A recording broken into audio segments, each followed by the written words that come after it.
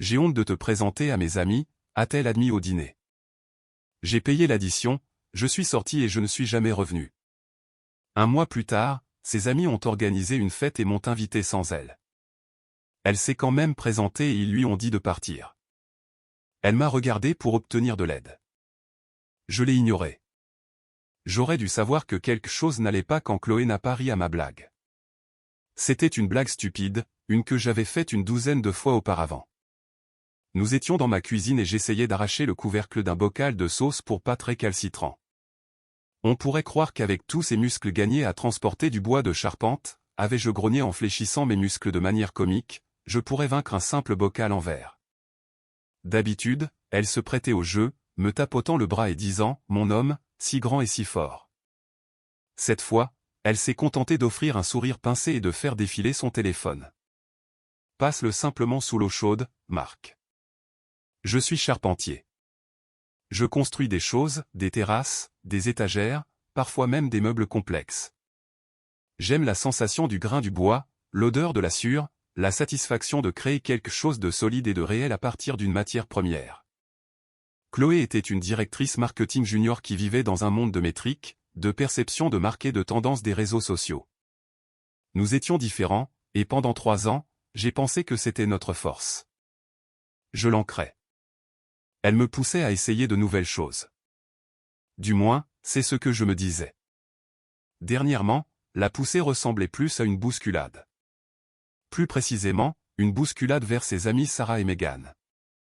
Sarah sortait avec un certain David, un avocat spécialisé en contentieux dont la poignée de main pouvait casser des noix et dont les conversations tournaient autour de sa BMW M5 et de son handicap au golf. Megan était perpétuellement entre 2 petits amis, mais jamais entre 2 opinions. Chacune plus acerbe et plus méprisante que la précédente. Elles formaient une unité, un triumvirat du jugement, et j'étais leur sujet de prédilection, bien que tacite. Je me souviens d'un soir dans un bar à cocktail terriblement branché, un endroit où les lumières étaient trop faibles et les boissons trop sucrées. David monopolisait la conversation à propos d'une fusion à gros enjeux. Alors, Marc avait lancé Megan, un sourire malicieux aux lèvres. Chloé nous dit que tu construis une cabane. C'est un studio de jardin pour un client, avais-je corrigé gentiment. Isolation complète, porte-fenêtre, tout le tralala. Comme c'est pittoresque, avait-elle dit avant de se tourner à nouveau vers David. Bref, tu disais à propos du vote des actionnaires? Chloé m'avait serré la main sous la table. Une excuse silencieuse. Plus tard dans la voiture, elle avait dit « Ne fais pas attention à Megan. Elle est comme ça. Il faut juste que tu apprennes à jouer un peu le jeu.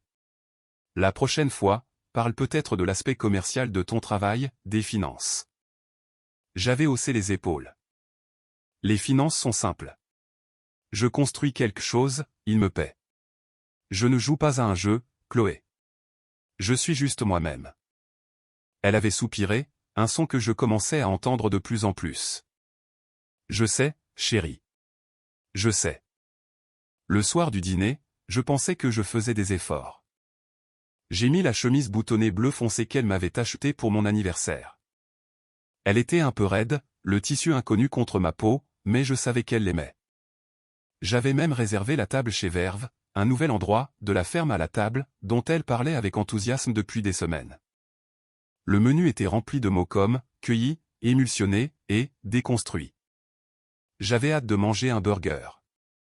Elle était silencieuse quand je suis passé la prendre, ses yeux me scrutant de haut en bas. « Tu as mis la chemise », dit-elle, une constatation, pas un compliment. « Oui », dis-je en me penchant pour l'embrasser. Elle a offert sa joue. Le restaurant était tout en briques apparentes et en douces ampoules Edison. Nous avons échangé des banalités en buvant nos verres. Une bière IPA locale pour moi, un rosé pour elle. La conversation était comme marcher sur un lac gelé, entendant des craquements sous mes pieds, mais ne sachant pas où poser le pas. Puis elle a évoqué le mariage imminent de Sarah et David. Les invitations sont arrivées. Elles sont magnifiques. Gravées.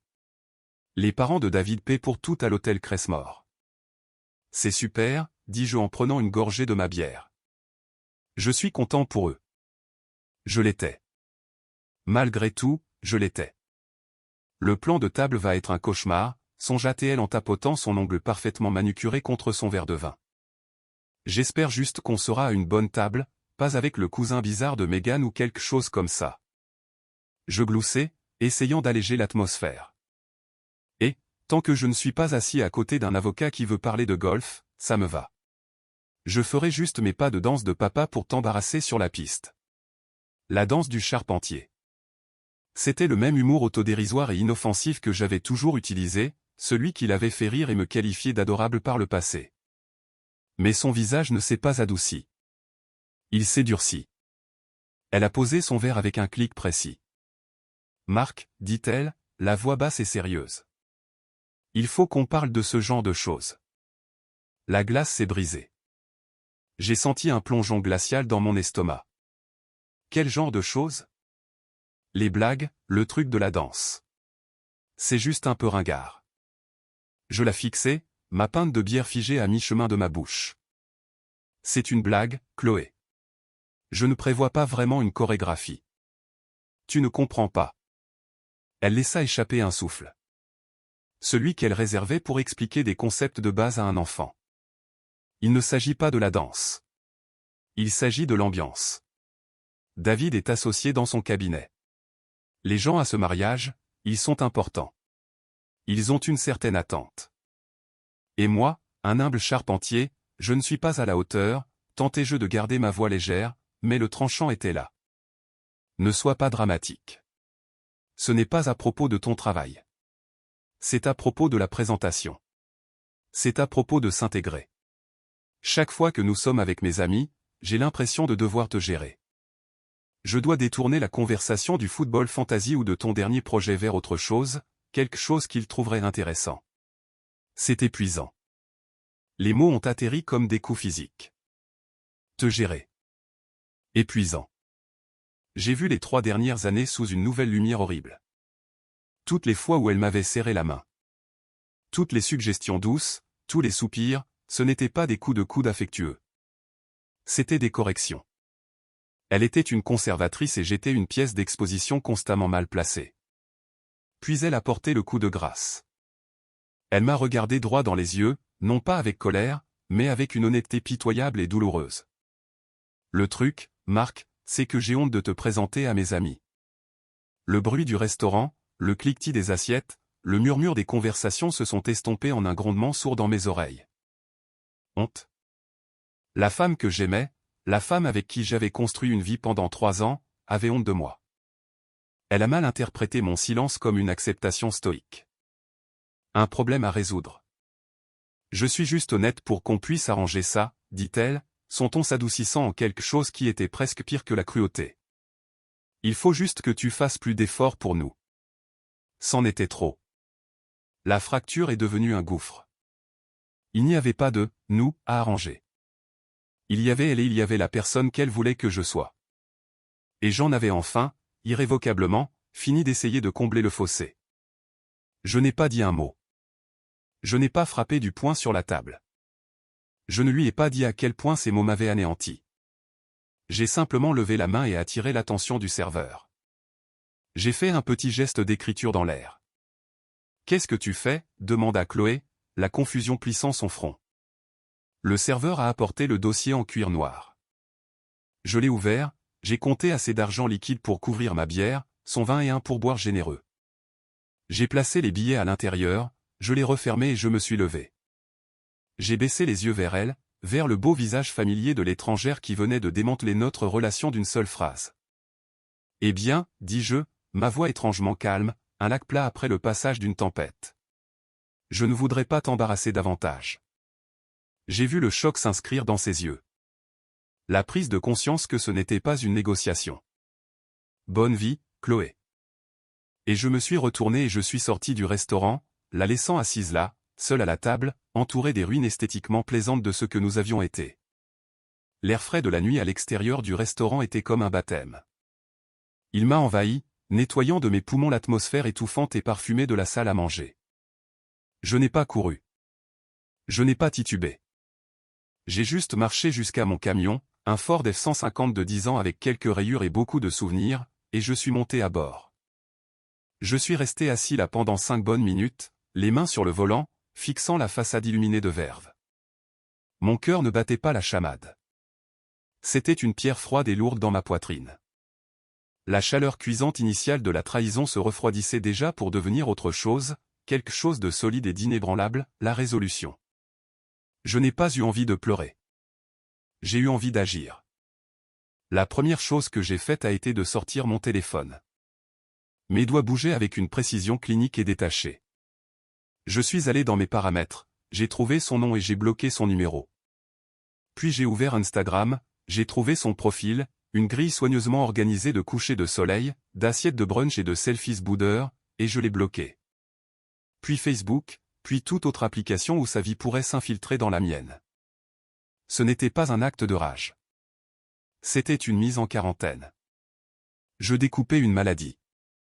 J'ai démarré le camion et je me suis éloigné du restaurant. D'elle, de la personne que j'avais essayé d'être pour elle. Je n'ai pas conduit jusqu'à son appartement.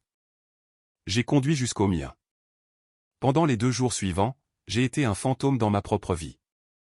J'ai agi machinalement.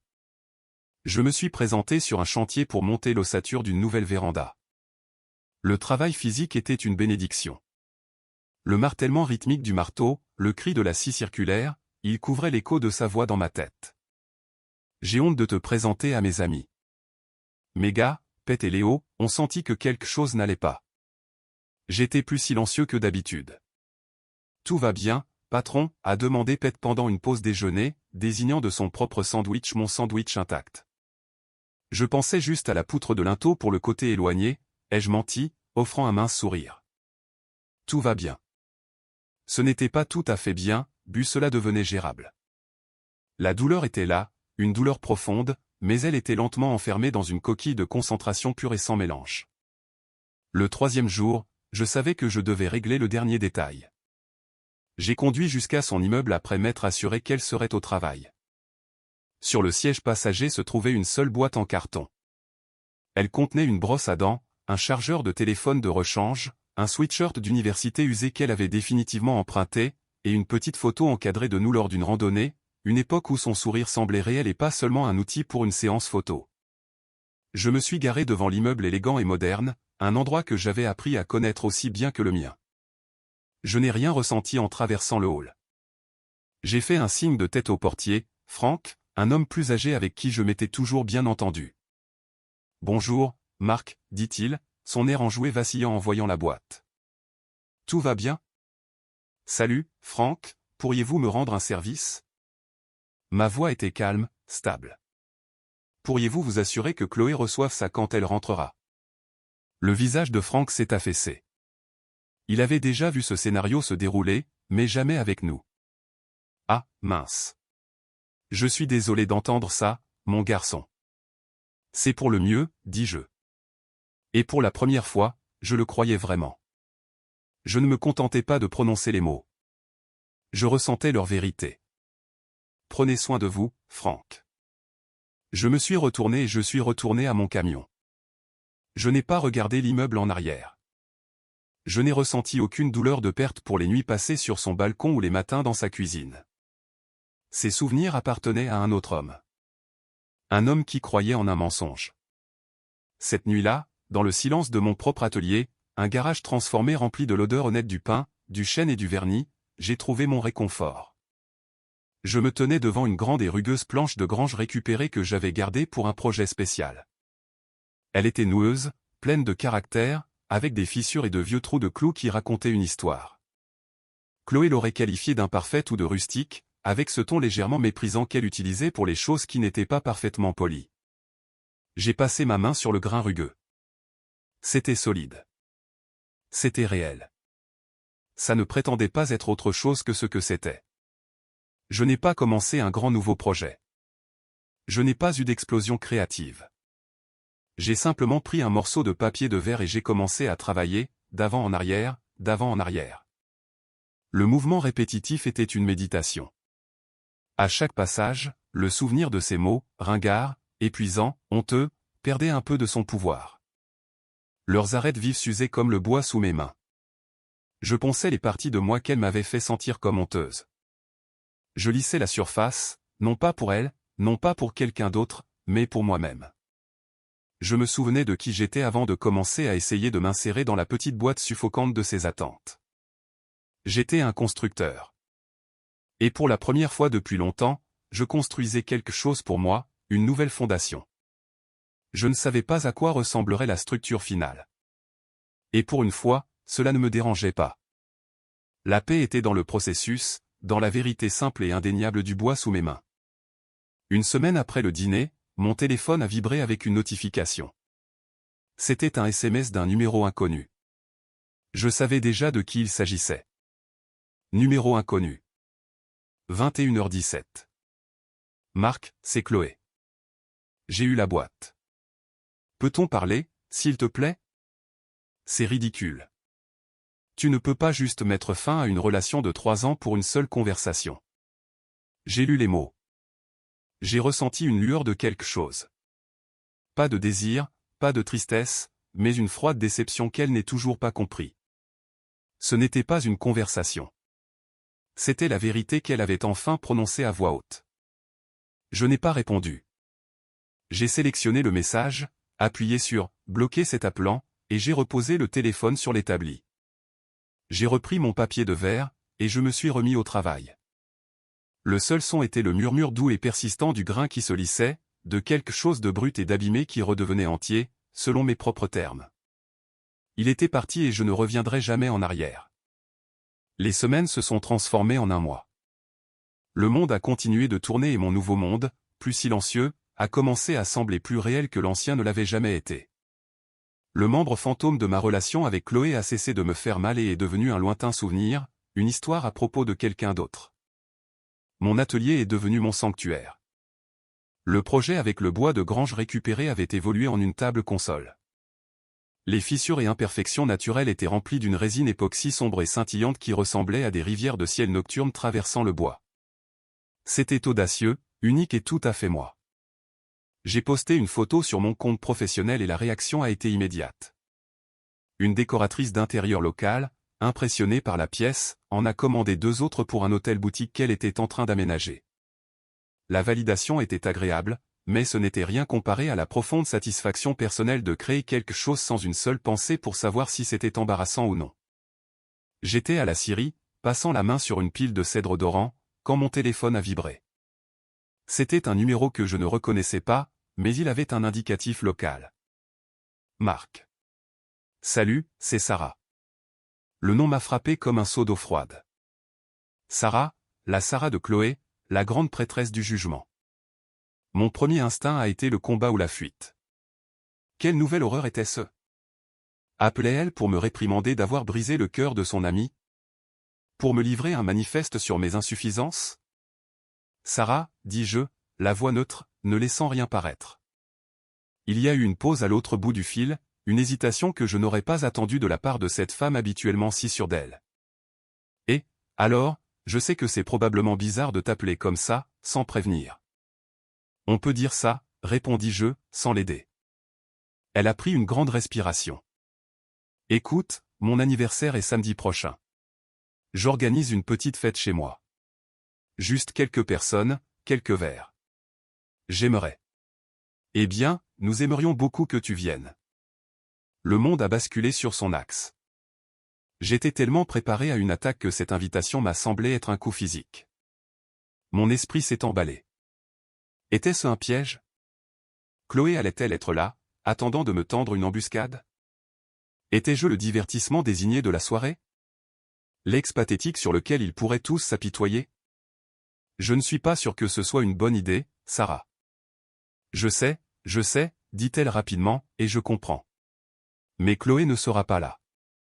Le silence qui s'était tiré entre nous était lourd de tout ce qu'elle ne disait pas. Elle n'est pas invitée, a ajouté Sarah, sa voix baissant, devenant plus confidentielle. Les choses sont compliquées depuis que vous vous êtes séparés. Je me suis appuyé contre la pile de cèdre, l'écorce rugueuse mordant ma paume, me ramenant à la réalité. C'était la première fissure, le premier murmure du karma que je n'avais pas osé espérer. Je n'ai rien dit, laissant le silence la contraindre à le combler. Sarah a soupiré, le son crépitant à travers la ligne. Elle est dans tous ses états, honnêtement, et pas d'une manière triste et le cœur brisé, mais d'une manière colérique. Elle a dit des choses vraiment méchantes sur toi, Marc. Et écoute, nous étions ses amis. Nous avons essayé d'être solidaires, mais certaines des choses qu'elle a dites étaient tellement arrogantes, tellement méchantes. Ça nous a fait nous demander ce qu'elle dit sur nous quand nous ne sommes pas là. Voilà. L'hypocrisie exposée. La monnaie sociale même qu'elle valorisait par-dessus tout se dévaluait sous ses yeux, et c'était de sa propre faute. Elle m'a dit qu'elle avait honte d'être vue avec moi, dis-je, les mots calmes, une simple déclaration de fait. Je n'éprouvais aucun besoin de lui cacher ma blessure. Elle s'était déjà cicatrisée pour devenir une armure. J'ai entendu une vive inspiration à l'autre bout du fil. Elle t'a dit ça en face? Chez Verve, juste avant que je parte. Mon Dieu, a murmuré Sarah. Megan et moi, nous ne savions pas que c'était si direct. Il y avait une nouvelle note dans sa voix, quelque chose qui ressemblait à un véritable remords. Nous pensions que c'était juste une dispute. Mais ça. C'est tout simplement cruel, Marc. Et nous sommes désolés. Nous le voyons maintenant. Nous la voyons maintenant. Je ne voulais pas de leurs excuses. Elles arrivaient 3 ans trop tard. Mais j'étais curieux de voir ce nouveau monde où j'étais l'invité et elle, l'exilée. Alors, a continué Sarah, sa voix timidement enjouée à nouveau. La fête. Ça signifierait vraiment beaucoup si tu venais. Pas de drame, je le promets. Juste une chance de passer du temps ensemble sans. Eh bien, sans la toxicité. J'ai baissé les yeux sur mes mains, calleuses et tachées de teinture pour bois. C'étaient les mains dont elle avait honte. C'étaient les mains qui construisaient maintenant une vie dont elle ne ferait jamais partie. D'accord, dis-je, la décision me semblant juste au moment où je la prenais. Envoie-moi l'adresse et l'heure par texto. Vraiment? Oh, c'est génial, Marc. Vraiment. Le soulagement dans sa voix était palpable. Ce sera amusant, je le promets. J'ai raccroché et j'ai glissé le téléphone dans ma poche. Je suis resté là un long moment, entouré des matériaux bruts et honnêtes de mon métier. L'air était rempli de l'odeur du potentiel, des choses encore à construire. Un lent sourire sombre a touché mes lèvres. Ce n'était pas un sourire de vengeance. C'était le sourire d'un homme qui venait de voir tomber le premier domino, sachant qu'il n'avait pas été celui qui l'avait poussé. Chloé les avait mis en place elle-même, un commentaire méprisant, une justification cruelle à la fois, et maintenant il commençait à basculer. Le soir de la fête, j'ai failli changer d'avis une demi-douzaine de fois.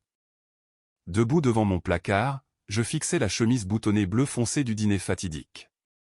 Elle était suspendue là, un fantôme de l'homme que j'étais. Je l'ai écartée et j'ai pris un enlet doux et bien usé et une veste résistante. J'y allais en tant que moi-même.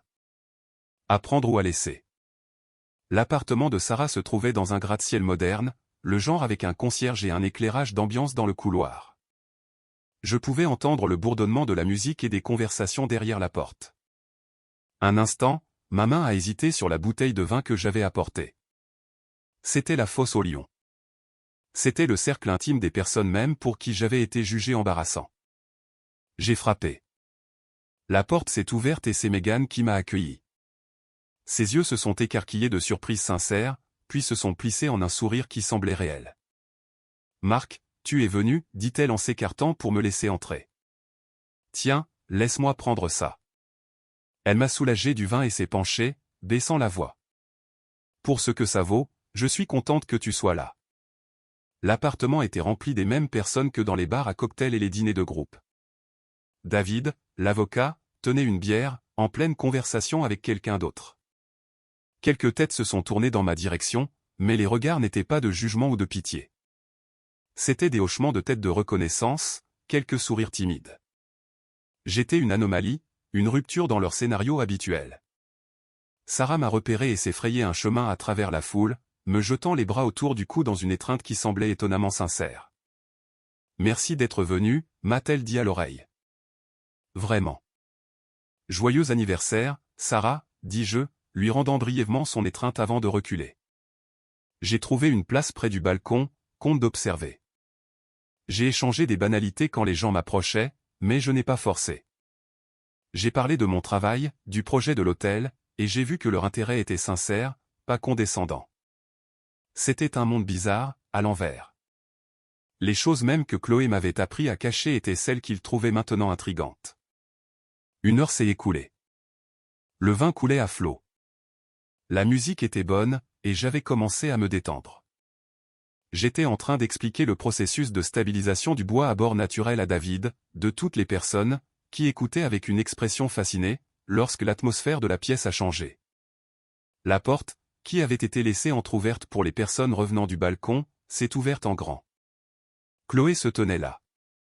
Elle était figée dans l'encadrement de la porte, ses yeux balayant la pièce, un sourire désespéré et plein d'espoir plaqué sur son visage.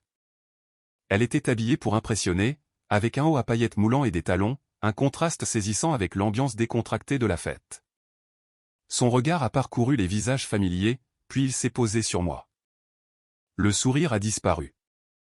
Son visage est devenu pâle, puis a viré au rouge profond de la mortification. La dissonance cognitive était presque visible dans l'air autour d'elle.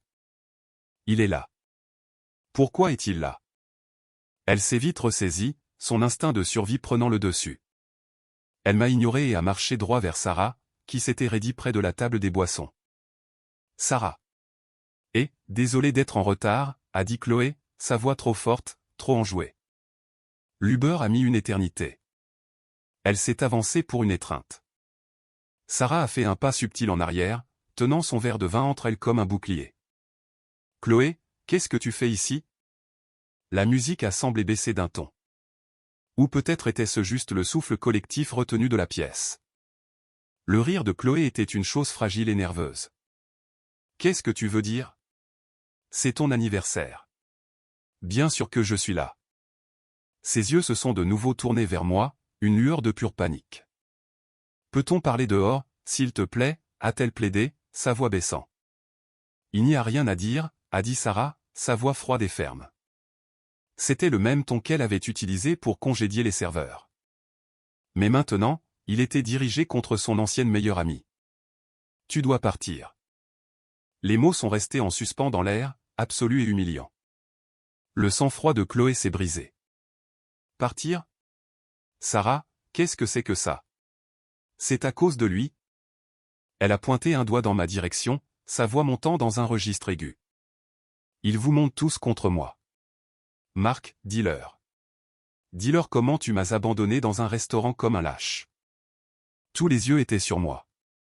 C'était le moment qu'elle voulait. La confrontation dramatique où je me défendrais ou m'effondrerais, lui donnant le devant de la scène qu'elle convoitait. Je ne le lui ai pas donné. J'ai simplement pris une lente gorgée de ma bière, mon expression neutre. J'étais un spectateur à une pièce que j'avais déjà vue. C'est Megan qui s'est avancée, posant une main sur le bras de Sarah. Personne ne nous monte contre toi, Chloé. Tu l'as fait toute seule. Comment? En étant honnête, s'est écriée Chloé, des larmes de frustration montant à ses yeux. En étant une garce, a dit Megan, le mot atterrissant avec la force d'un coup de marteau. La pièce était absolument silencieuse. Nous avons entendu ce que tu lui as dit. J'ai honte de te présenter à mes amis. Elle a imité le geste de Chloé, pointant droit sur elle. Eh bien, devine quoi? Nous avons honte d'être avec toi. C'est épuisant. Le miroir était tendu et Chloé était forcée de voir son propre reflet. L'hypocrisie était mise à nu, publiquement et brutalement. Son visage s'est décomposé. Elle était exposée, acculée et totalement seule dans une pièce remplie de gens qu'elle pensait être ses alliés. Ses yeux sauvages et désespérés ont de nouveau trouvé les miens. C'était son dernier recours, le dernier espoir sombrant que l'homme qu'elle avait autrefois qualifié de sûr se précipiterait à son secours. Que l'ancien Marc loyal apparaîtrait et la sauverait de ce cauchemar. Marc, a-t-elle murmuré, sa voix se brisant, une seule larme traçant un chemin à travers son maquillage. S'il te plaît, aide-moi. Ne les laisse pas faire ça. Chaque paire d'yeux dans la pièce s'est tourné vers moi. C'était le point culminant. C'était là que je pouvais la disculper ou la détruire. Je l'ai regardée. J'ai vu les larmes, le désespoir, la ruine totale de son statut social. Et je n'ai rien ressenti, aucune joie malveillante, aucune colère, aucune pitié, juste un vaste vide silencieux là où elle était autrefois. J'ai tourné la tête loin d'elle, vers Sarah. J'ai fait un geste avec ma bouteille de bière vers la cuisine. Et Sarah, dis-je, ma voix calme, conversationnelle et complètement détachée de la scène qui se déroulait devant nous. Où as-tu trouvé cette IPA? Elle est vraiment bonne. Le silence qui a suivi était plus profond que n'importe quel éclat n'aurait pu l'être. C'était le son d'une personne devenant un fantôme. J'ai entendu un sanglot étranglé, puis le bruit de talons claquant rapidement sur le parquet et le claquement de la porte d'entrée. Elle était partie. La fête n'a pas instantanément retrouvé son énergie précédente. Un silence tendu et gêné s'est installé pendant quelques minutes avant que la conversation ne reprenne lentement, chuchotée et spéculative. Je suis resté une demi-heure de plus, assez longtemps pour être poli, pour finir ma bière et pour remercier à nouveau Sarah pour l'invitation.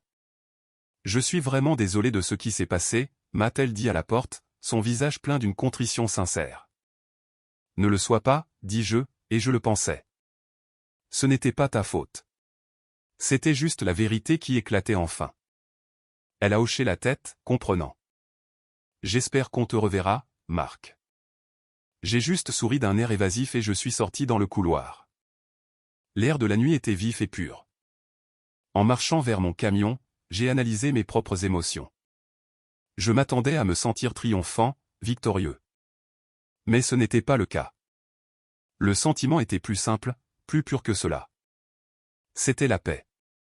Le dernier regard désespéré sur le visage de Chloé, le besoin brut de mon aide, de n'importe quelle bouée de sauvetage, s'estompait déjà de mon esprit, devenant indistincte comme un rêve au réveil. Elle m'avait regardé et avait vu un sauveur. Je l'avais regardé et j'avais vu une étrangère. Son chaos n'était plus mon problème. Ses conséquences n'étaient pas mon fardeau à porter. J'ai conduit jusqu'à chez moi la fenêtre baissée, le vent frais me balayant. Il n'y avait pas de bande-son de rock en colère ou d'hymne stimulant, juste le ronronnement du moteur et le silence de la nuit. De retour dans mon atelier, j'ai allumé la seule suspension qui pendait au-dessus du nouveau projet que j'avais commencé, un fauteuil à bascule élégant et moderne pour un nouveau client qui allait bientôt devenir père. J'ai passé ma main sur l'accoudoir lisse et poncé. J'ai pensé aux fondations. Celle de Chloé avait été construite sur du sable, sur la perception, le statut et l'approbation des autres. Une seule wagonnette avait tout emporté. Les miennes étaient construites sur ça, sur le bois et la colle, sur la sueur et la patience. Sur la certitude tranquille d'un joint qui s'emboîte, d'une surface qui est lisse, d'une structure qui supportera du poids et durera. Elles étaient construites sur la vérité de qui j'étais, sans excuse. L'homme dont elle avait honte était l'homme qui construisait une vie capable de résister à n'importe quelle tempête. Et elle n'était qu'une intempérie dont je m'étais calmement, finalement, éloigné. J'ai pris un serre-joint, je l'ai serré sur le cadre de la chaise, et je me suis remis au travail. L'avenir attendait, et il était solide.